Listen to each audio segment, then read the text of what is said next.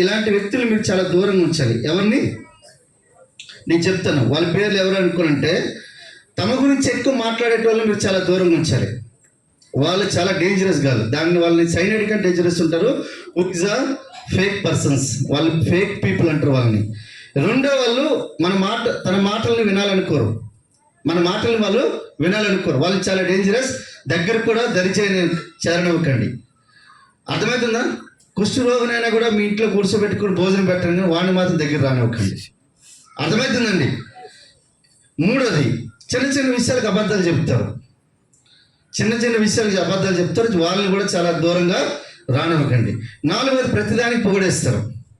Das sir మీరు అస్సలు మామూలుగా లేదు సార్, మీరు అస్సలు మహేష్ బాబు కంటే అందంగా ఉన్నారంటే అఫ్కోర్స్ నేను అందంగా ఉన్నాను, కానీ నమ్మకూడదు. అర్థమైందా? అవునా కదా?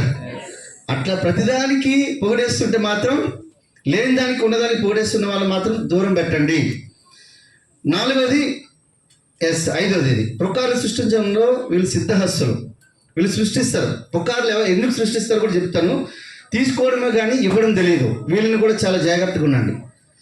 తీసుకోవడమే కానీ ఇవ్వడం తెలియదు.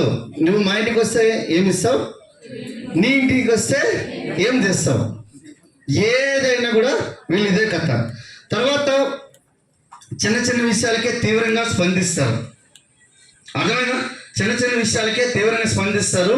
సో వీళ్ళు కూడా చాలా జాగ్రత్తగా ఉండండి. మనకు గొడవ పడతారు, లేకపోతే అలిగి ఉంటారు, ఇంకేవేవో చేస్తారు. ఆడపిల్లలు అలిగి ఉంటే అందం ఉంటుంది, మగవాడుగులు అలిగి ఉంటే